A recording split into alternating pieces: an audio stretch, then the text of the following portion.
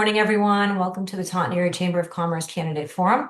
I'm Chris Silva, President and CEO of the Chamber, and I'll be your moderator this morning. Thank you to everyone for joining us, especially our two candidates for agreeing to participate. Today, we're joined by State Representative Lisa Field and Ed Walsh, the Chief of the Taunton Police Department, two Democratic candidates for State Representative. The purpose of today's forum is to give voters an opportunity to hear directly from both candidates about issues affecting our businesses, workforce, economy, and the broader community. Taunton Area Chamber is a nonpartisan organization. Our role today is to provide a fair and informative forum for both candidates to share their views. The Chamber does not endorse candidates, and participation in today's forum should not be interpreted as an endorsement of either candidate. Today's forum is being recorded, and the recording will be provided in its entirety and unedited to the Taunton Community Access and Media TCAM and to the Taunton Daily Gazette. Members of the public joining us today are in listen-only mode, and we will not be taking questions from the audience. Both candidates were provided in advance the general topic areas that we'd be discussing today. Neither candidate nor campaign received specific questions in advance. The specific questions were developed by the Chamber for this forum. Each candidate will have 2 minutes to respond to each question. Chamber will maintain the official time, and I'll step in if necessary to keep us on schedule and ensure both candidates receive equitable time. We'll alternate which candidate answers first throughout the forum. There will be no rebuttals and no direct candidate-to-candidate questioning. We'll begin with opening remarks and conclude with closing remarks. Candidate Field, you'll begin. You have 90 seconds for your opening remarks. Thank you so much. First, I want to thank the Chamber and Chris for hosting this great event. It has been the honor of my life to be the state representative. I've been in office for 1 year, following the footsteps of our dear friend, the late Carol Doherty, who represented this office with such grace and skill. It's been exciting. What I would say is that I went to the State House with a clear mission to make sure that I had held the voice of working families and represented that voice. You know, I understand what people are going through because myself and my family have had some serious issues throughout our lives. And what got me through those issues was my faith, my family, and my friends. And that's what sustained me. And that also enables me to be able to go up to on Beacon Hill to fight for others. I've been able to, prior to taking office, fight for things like helping to save Morton Hospital, also fighting to stop a sludge factory, a sludge burning facility here in Taunton. Up at the State House, I've been able to fight for things that matter to working families, especially education, healthcare, good sustainable jobs, trying to keep energy costs low. And also, I'm very proud as a state representative to have voted for a bipartisan, balanced, no new taxes state budget. So I'm here today to answer some great questions and have a great forum with my opponent, the chief. I'm looking forward to it. And thank you very much. Thank you, Candidate Field. Candidate Walsh. I want to thank Chris and the Chamber for hosting us this morning. This election is really about two issues: affordability and accountability. Residents are struggling to live here. Food, energy, child care, and healthcare costs continue to rise while their wages don't. The state can spend billions on illegal immigration and various flights of fancy, but do little to help the working families and the communities they serve. And there is no accountability on Beacon Hill. We voted for an audit of the legislature. I voted for it, but House leadership has cast that aside. They cast aside the will of the people and voted down a watered-down audit that, by its own language, is likely illegal. I'm running as an independent voice to fight for our district. We need change on Beacon Hill, and that change can start now. Thank you. Thank you, Candidate Walsh. I'll start with the first question, and I'll address this to Representative Field first. Massachusetts is an expensive state in which to operate a business, and businesses here compete not only locally, but with companies in other states. What do you believe are the biggest barriers to business growth and investment in Massachusetts? And what specific policies would you support as state representative to make our state and this region more competitive? Thank you very much for the question. Absolutely. Massachusetts leads in innovation. However, we are very expensive to own and operate a business. The number one thing I hear from businesses is actually the lack of the growing need for a competitive and educated workforce that fulfills their needs. So it's really important, number one, that we are ensuring that we're investing in education, K through the gray, to make sure that we have the workforce to be able to do that. Number two, it's also important that we work on eliminating the hurdles about businesses, specifically in modernizing systems, especially in the environmental bond bill. When we look at that, there is some critical investments into infrastructure Also, there's some critical changes to regulations to make things much more streamlined for business. So it's really important that we make sure that we're having conversations as to what, one, that our businesses need, but then number two, not only in terms of workforce, but also in terms of streamlining regulations, streamlining the processes, and to make sure that the state is investing not only in infrastructure, but also tax incentives in order to maintain that workforce, and as well as making it much more competitive. Thank you. Thank you. Candidate Walsh, same question. Well, I think Massachusetts has created its own situation for businesses. That's why you see a lot of businesses going to states like Ohio. We have the second highest energy cost for business in the country, only behind California. We do not do a good job of encouraging businesses to come here.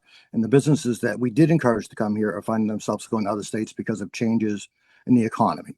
I think we need to look at our permitting processes. I think we need to look at some of our rules and regulations on how we treat businesses, the tax incentives we give or do not give.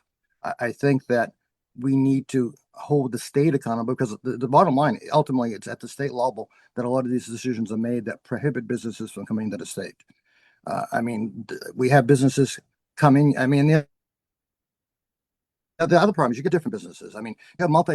You have corporations from international corporations that could decide in a heartbeat to move. The other issue is you have a lot of small businesses that don't really have that option. They're here, they're vested here, they've been here for generations. The question is, you have different approaches to the different businesses. As I said, I've seen businesses come in for 10 years to a community and then leave because their TIF is gone and go to another community. That doesn't necessarily help the community. At the same time, you have smaller businesses that need help. We don't really have any good plans out there or financial incentives for business trying to start up. There's small business loans available, but there really isn't any mechanism for like $5,000 to start a business. You see some plans out there, but they're not really there. They really don't help the businesses as they try to develop. I think we need to focus on the small business as well as the larger corporations. We generally focus on the corporations, but the smaller businesses that are actually in the community are going to stay in the community. We don't seem to sustain and support.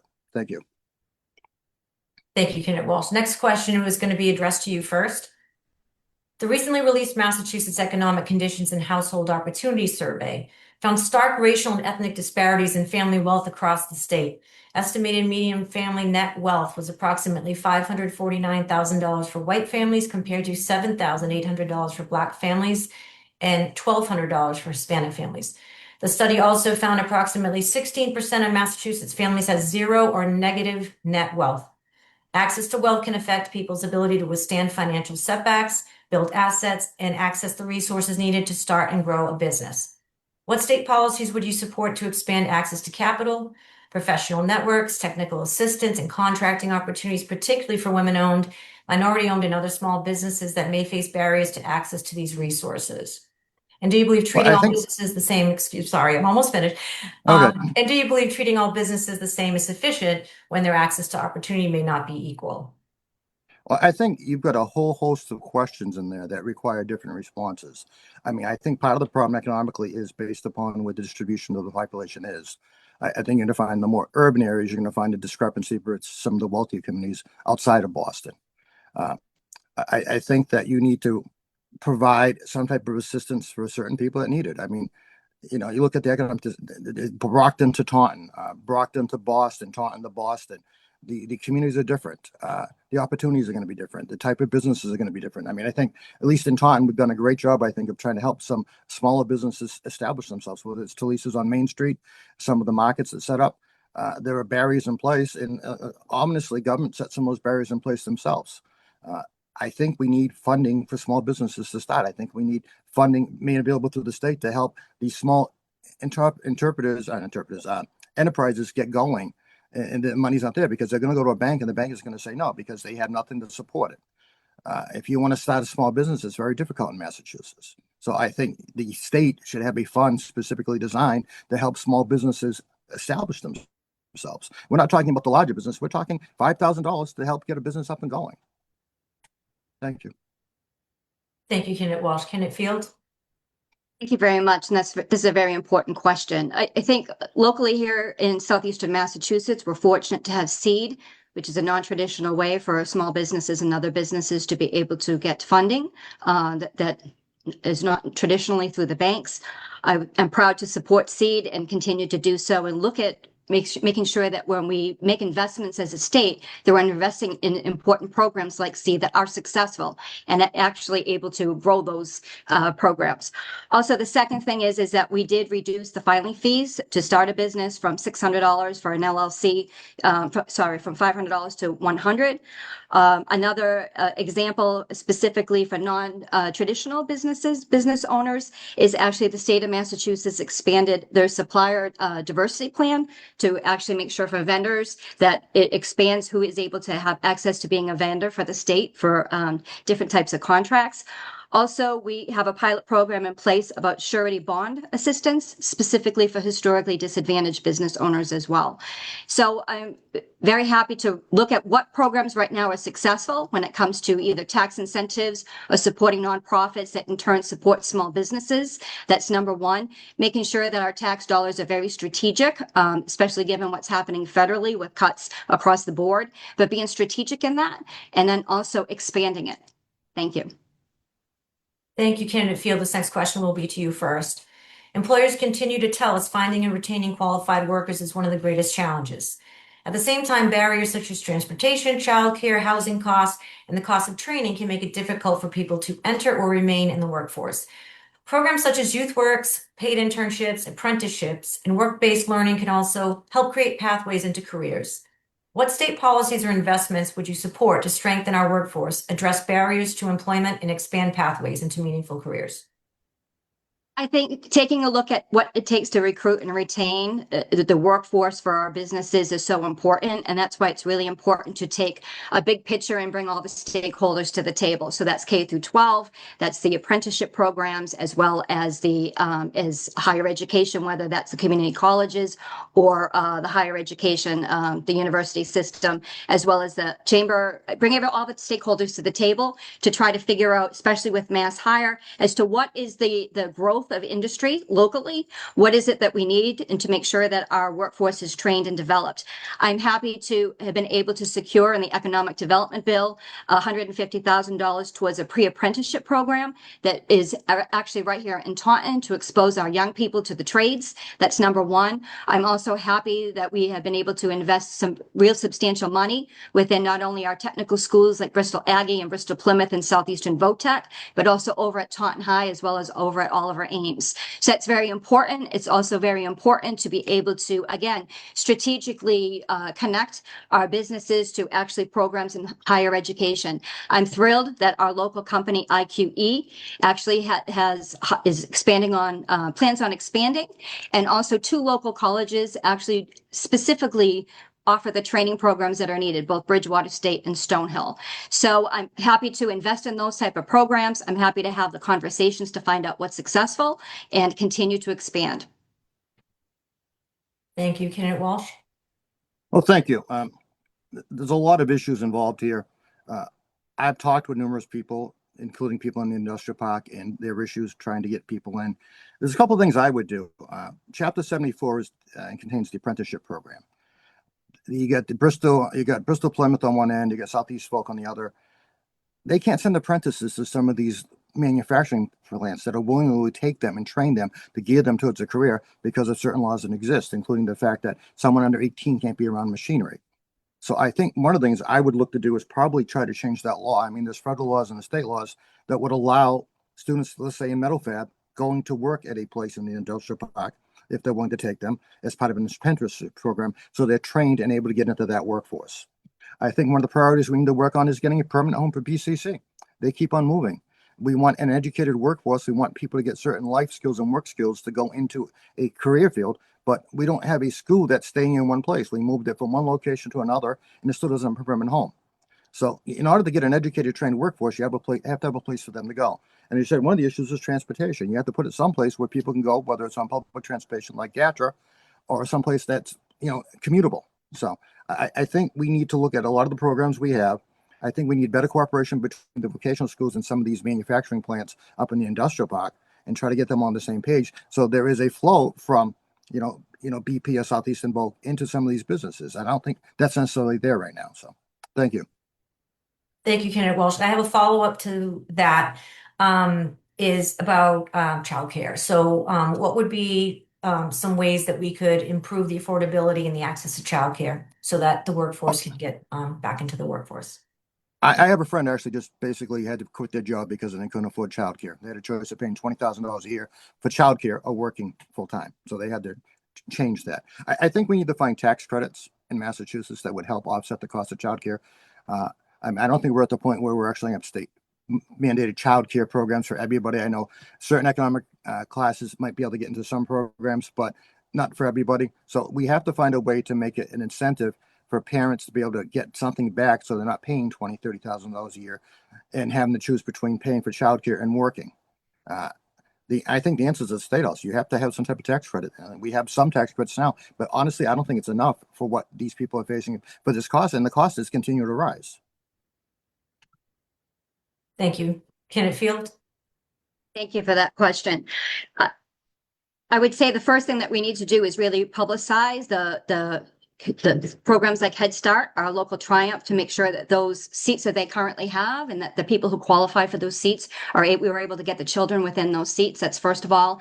Second of all, again, I agree with the chief in regards to looking hard at what we're doing in regards to tax subsidies when it comes to childcare, but not only about tax subsidies for the traditional 9 to 5, 8 to 5 time frame. I think we also need to look at what programs can we have off hours. So if someone, either a father or a mother or a caretaker, works in the building trades, that job site is not 8 to 5. It's a different type of thing. So we need to really look at what it takes to expand that, making sure that there are tax credits for that, but most importantly, making sure that those programs like Head Start and other type of programs that currently have tax subsidies, that we're actually filling those seats. Thank you. Thank you, Candidate Field. I'm going to address this next question to you first. Housing availability and affordability increasingly affect the ability of employers to attract and retain workers and the ability of young people to remain in the communities where they grew up. Home ownership can also be an important pathway to building long-term financial stability and wealth. What role should the Commonwealth play in increasing both housing and homeownership opportunities while balancing affordability, infrastructure needs, and local decision-making? Thank you very much. That is one of the number one reasons why people contact my office is for housing help. And as we know, given the installation of South Coast Rail, we have a lot of people moving down from other places because to them, Taunton is more affordable. But in the flip side of that is that Taunton has become unaffordable for our children and families who actually live here right now. So the state has we passed a housing, before I took office, there was a housing act that passed that by 2035, we're supposed to build over 220,000 new homes. We're on the pathway to do that. In both the economic and environmental bond bill, there's some lightening of some restrictions. Specifically, there's one called Yes in God's Backyard, which would make it easier for religious organizations to be able to develop multifamily or other family housing within their property. The second one is expansion of duplex. And then the third one is more commercial conversion. So converting some of the old mills and some other commercial properties that are currently not used for businesses, either to mixed use or to housing. Again, I really think it's important that housing development policy not only is a state issue, but that we also really need to have local involvement in that, because we want to make sure that, the development that happens is appropriate to the community that we're in, and that the community that we're in has a say within that. We want to make sure that it's very strategic, this housing development. Thank you very much. Thank you, Candidate Field. Candidate Walsh, same question. We have an issue with housing in southeastern Massachusetts, and it seems to be getting worse. Right now, I think one of our biggest needs is market rate housing.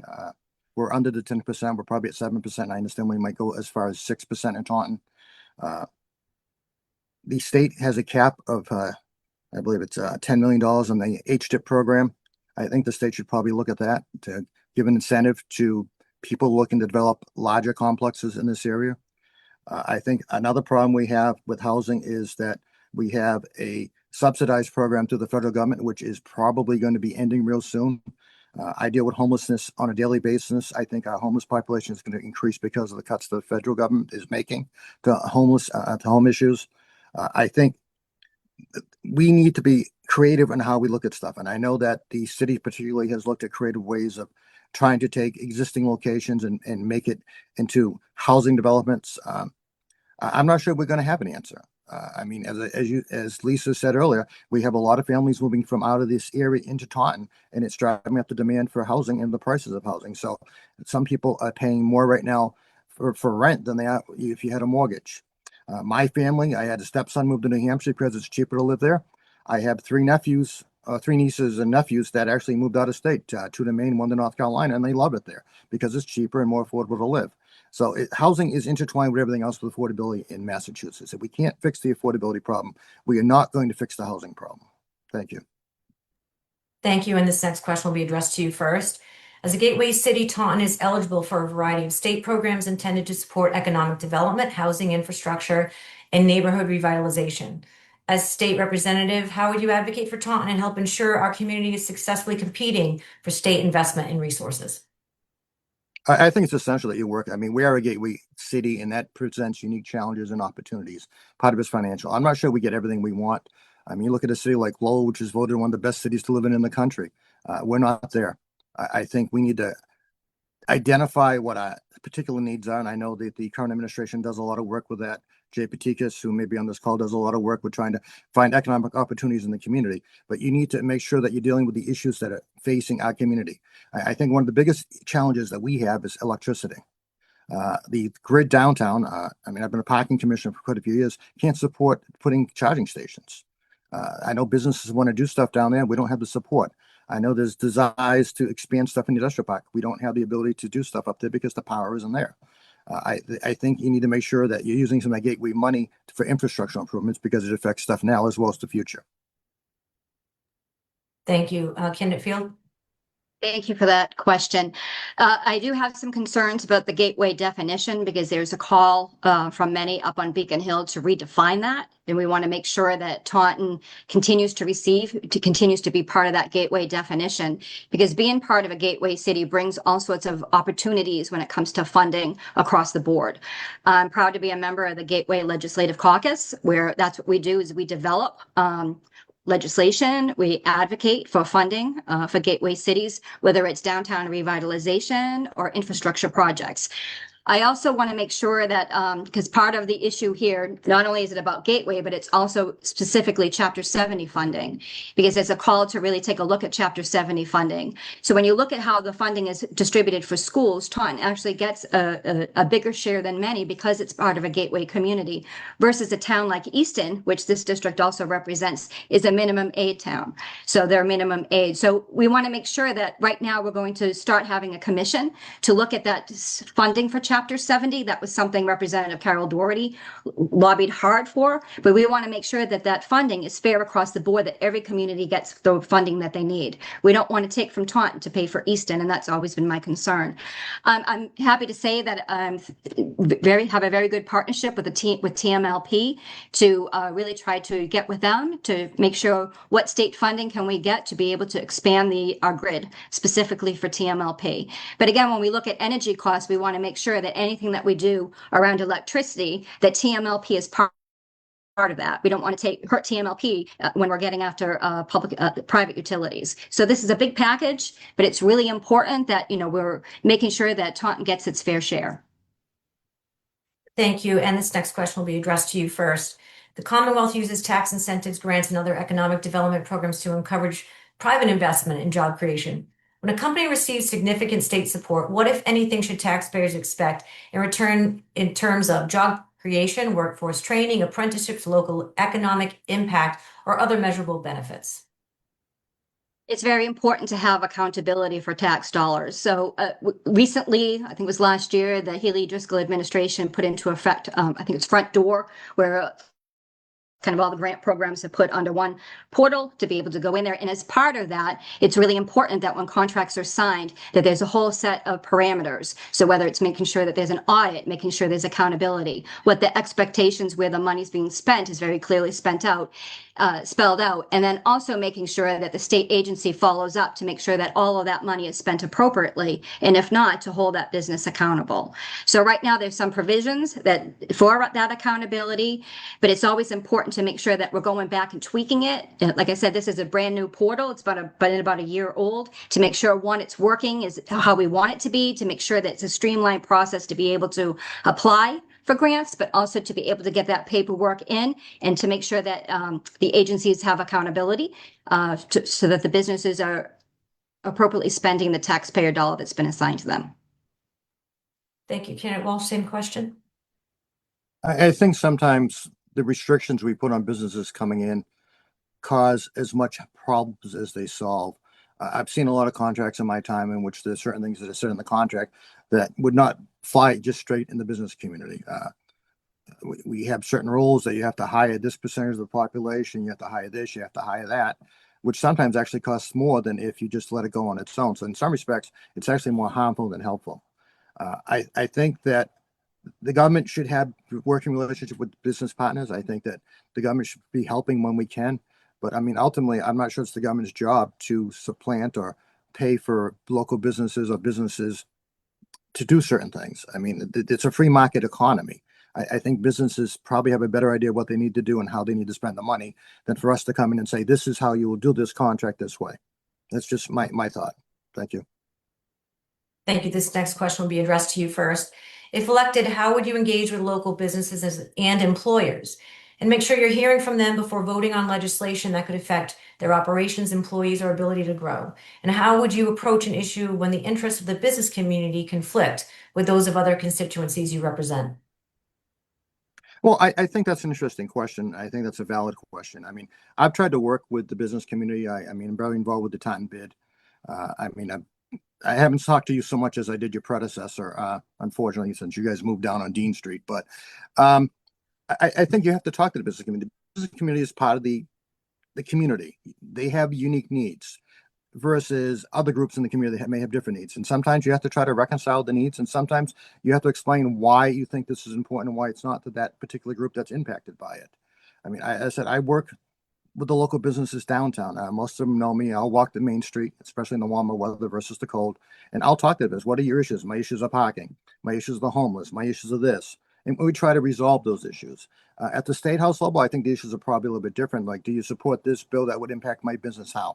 I think I need to research the bill, and I think I need to talk to them and see what they think. I mean, I think participating in chamber meetings, participating in bid meetings, participating in other meetings that are held, whether it's up in the industrial park or other places, I think that's how you get to know people and talk to people. I think when the state representative is known to the business owners and known to the organizations, I think it's a lot easier to have that communication than if you don't know who each other is. The first time you shouldn't be talking to each other is when there's an issue.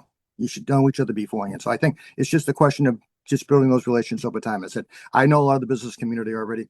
I'm sure there's a lot of people I don't know, but I think that's how you build it. Thank you. Candidate Field?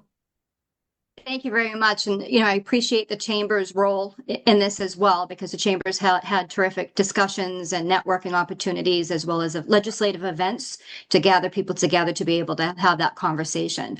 Also, up at the State House, the trade associations and other business organizations actually come in and give legislative briefings, kind of for everyone, all the legislators, and then have individual meetings with the individual legislators. So I've been fortunate to participate in a lot of those where we get kind of where the business trade associations and chambers, where they stand on issues, what the rationale is, why they stand on the issues that they do. And then also that is very helpful to be able to balance, like we say, the different constituencies in regards to that. It's really important to have these partnerships, to have these discussions. I'm also pleased that both in Taunton and in Easton, our local officials as well as the chambers are also involved with each other. So I'll give an example from Easton that it was very helpful come the first of the year when the Easton local officials sent to the state delegation a list of items that were very important. So it was specifically about infrastructure. So one was the water sewer hookup for the industrial park in Easton, but there was a variety of items that Easton wanted to see, not only from a local position, but also businesses were involved. And it was so easy to have that list. Taunton has been terrific as well. Our economic development team is fantastic, as well as our grant writer, again, the chamber. So it's been great to have those discussions to say that, a bill is coming up. What does it look like? Is there something that you'd like to have an earmark for? Is there something specifically that I should be looking for? So those conversations and partnerships are ongoing. And I really appreciate the question, and I appreciate the partnership. Thanks. Thank you. And I'll address this next question to you first. And this will be our last question, and then we'll move on to closing remarks. If you're elected and we invite you back to the chamber 4 years from now, what measurable changes would you hope to see in our local economy and community, and what would you hope to have accomplished as our state representative to help make those changes happen? Thank you. I would hope that in 4 years, I know our terms are 2, but if I'm invited back in the future and I'm the successful state representative, that we've actually built relationships that look at a lot of these issues that we're talking about strategically and regionally, and that we've been partners with that with many of the stakeholders at the table so we can point to specific things. One example again is to really expand upon those conversations with our local higher education institutions like Bridgewater State and the programs that they're offering over at the industrial park, with the partnerships that they have there. How have we been able to strengthen that? How have we been able to strengthen our downtown? How have we been able to bring as much money possible back to both Taunton and Easton for our downtowns, for our local businesses, for our infrastructure? That's part of what I would like to see happen. But again, those conversations kind of macroly, but the impact would be microscopically when we get down to our local communities. Thank Thanks. you. Candidate Walsh? I'd like to see a lot of things change in Taunton over the next 2 to 4 years, as you would say. I think that we need further development in the downtown. I think the downtown is still dealing with issues. It's not as developed as it could be. I think we need another parking garage downtown. I think we need to seriously look at the electrical grid and try to get that fixed. I'd like to see more stuff done at the industrial park. I mean, I realize we have a very high occupancy rate up there, but I think there's more that can be done there. But there's also all kinds of small little businesses in Taunton that we don't usually talk about. I mean, whether it's the glass businesses, whether it's the small machine shops. I mean, what can we do for them? How do we make sure they're successful? I mean, we're dealing with an economy that is getting worse and worse day by day. And there's a potential in economies like that for small businesses to fail because they can't afford the rising health costs for their employees. They can't afford the tariffs that are affecting the stuff they need for raw materials to work in their shops. So I'm hoping that within 2 years or 4 years, I can come back and say, hey, Taunton is in a better place. We're doing better than other communities in the state, other communities in the country. And hopefully I can say it's partly because of the work I did on Beacon Hill. So thank you. Thank you. So we'll move into closing remarks. You'll have 3 minutes. So Candidate Walsh?